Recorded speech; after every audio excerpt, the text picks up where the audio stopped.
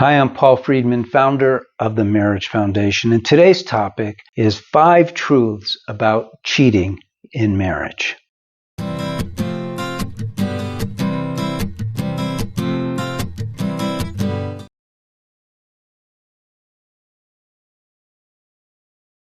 Hi, welcome back. Paul Friedman here, founder of the Marriage Foundation.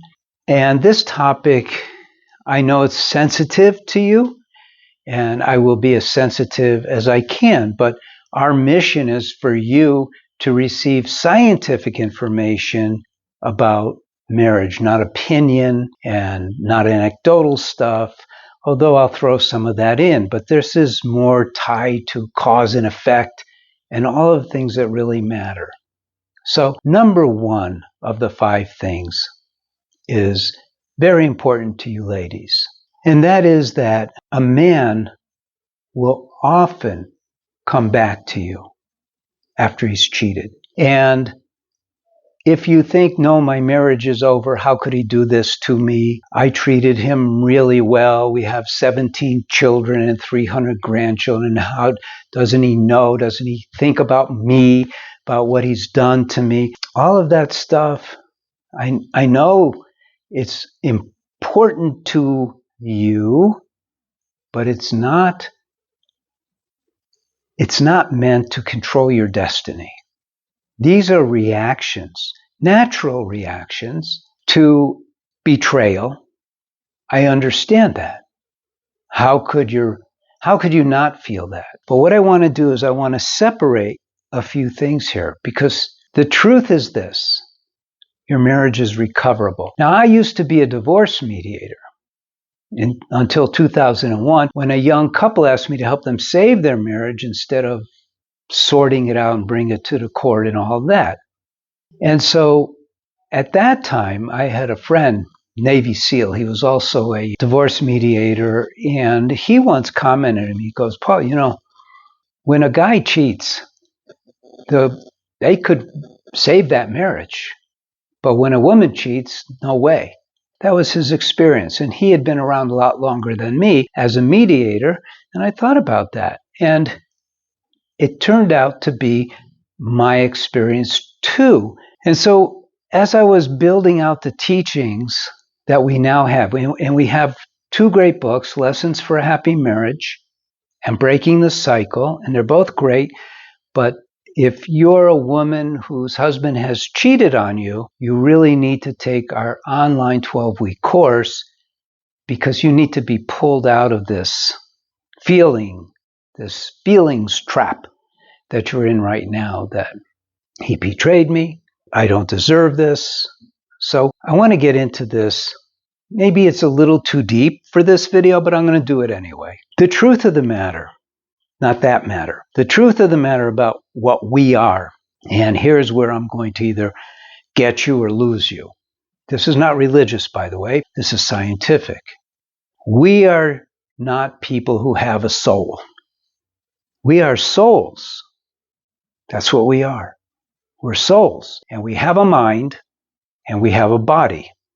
And that is the truth. Now, after 8 years of working with individuals and helping them save their marriage and building out these teachings, I hired Kathy Rose to bring in some marriage counselors who I could train. And we were in San Diego, so we had the best of the best. And she said, well, what should I say to them? I said, well, you start out by asking them a question. Say to them, I represent Paul Friedman, who wrote a couple of marriage books, and before he wants to give you a copy, but he also wants to ask you a question. Do you believe that we have a soul, or that we are souls?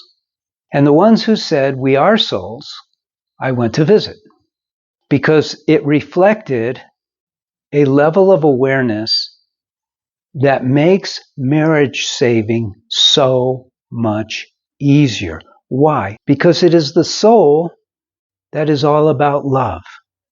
The mind is all about responding either to us, the soul, or to our bodies. Now, this may seem complex, But if you think about some of the things that we learned and put that into the mix, you'll see what I'm talking about. So we all heard about self-preservation being the number one drive for every living thing.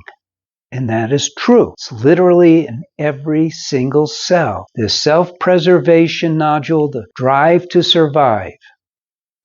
But it's physical. It's in the body.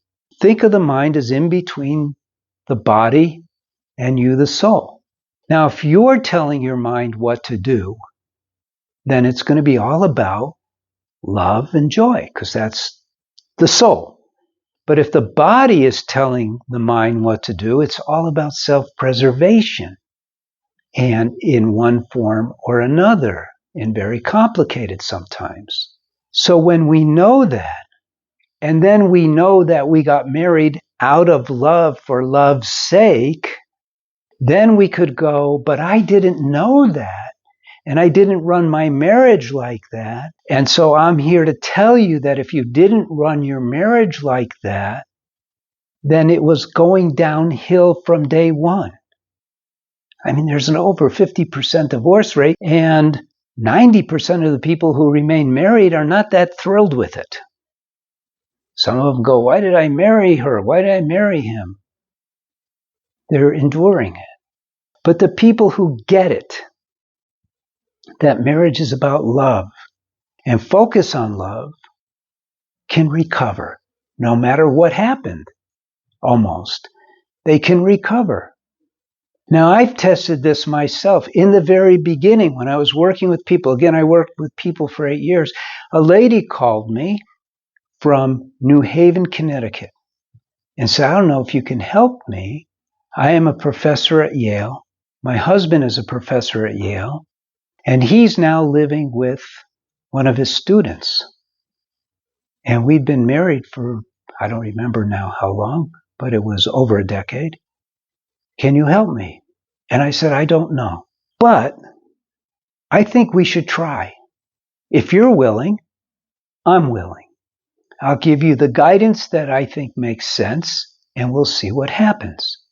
It took months, many months. And she would call me sometimes twice a week, sometimes twice a day. And I would say, okay, I get that. Let's try this. Let's try that. And they're together. They got back together. He dumped the student. And a lot of that was about her getting over her anger, her feelings of being betrayed, the humiliation, and all of that. Bottom line here, it's not the end of your marriage. If your husband has betrayed you, of course I'm talking to the ladies, unless you say it is. And my advice to you is, if you're a mom with children living at home, then for your children's sake, let's build your marriage back up. And for that, you're going to need the course for women, of course. It's online. And if you don't have children, but you still love your husband in spite of this, if you can get past your, and I can help you get past your anger, then let's give it a try. But once you say it's over, it's over. But at least know that it's not over empirically. Doesn't have to be over. Number 2, we condemn cheating. No excuse for it. I'm sorry. There's no excuse. There's lots of reasons, but there's really no excuse. We know that loyalty is the highest spiritual law. We know that marriage is a spiritual entity based on love, for love. And so we know that we should never, ever betray our spouse. We can condemn the action. We could also forgive it. I'm not perfect.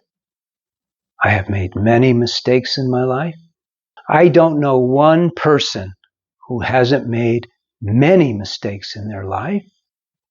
Some mistakes are horrible. Other mistakes, less horrible. At least they appear to be. breaking the moral code, the moral laws, those are given by God. Horrible. But we also know God forgives us. Our mission in life, whether we know it or not, is to bring ourselves closer to God. Because that's where the happiness lies.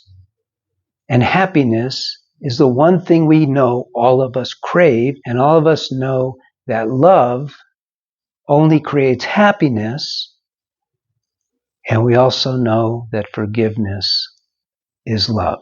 So we don't forgive for their sake. Let's be clear about that. We forgive because we want our own heart to open wide so we can feel the love of God. Number 3, there are degrees of cheating. You may be going, well, my husband cheated, but he wasn't like that woman in New Haven whose husband moved in with his student. My husband just uses porn, or is sexting, or is interacting with an office worker who he knows. Or look, these are degrees of cheating, yes, but they're all telling you the same thing. They're telling you that your marriage is not operating as it should. It's not delivering what it's meant to deliver. And even though it's not your fault, even though it's not on your shoulders, it's not your responsibility, it's within your power to change it all. And that's the message. The degree to which your husband is cheating is irrelevant. The message is relevant. Your marriage ain't functioning. And my message to you is you alone can transform your marriage. That's the takeaway. You alone can transform it.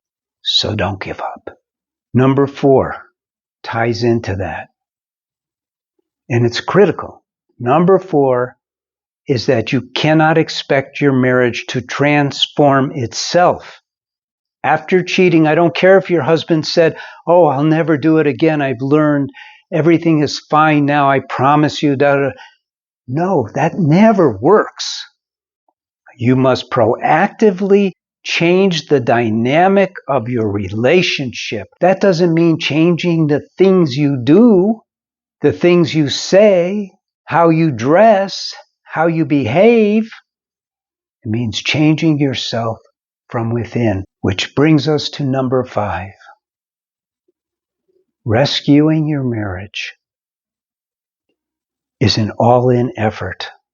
Yes, the online course will guide you step by step, but you must be fully committed. You cannot, for instance, some people start the course and they cherry pick this and they cherry pick that. It won't do it. It took me a long time, 8 years, to develop a system that step by step brings you into the space where your marriage can unfold with love and joy. You got to be all in. And that's the end. That's the end of this video. I know this video has some things you agree with and some things you don't. Put that aside.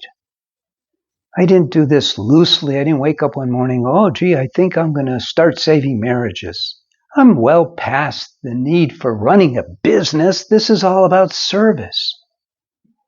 This is all about helping you. If something doesn't sound right, put it in the comment, not as a challenge, but say, I disagree with this because. Don't just say I disagree with this. I can't respond to that. I don't know what it is we're talking about. Tell me what it is you disagree with, if you do. And many people write and say, I agree with what you said. I'm so thankful for you and blah, blah, blah. You can put that in a comment too. But let's get your marriage healed. That's why you're here, and that's why we're here. I'm Paul Friedman. Help us with the algorithms. Subscribe to the channel. Like the video. Share it with your friends. God bless you. Thank you.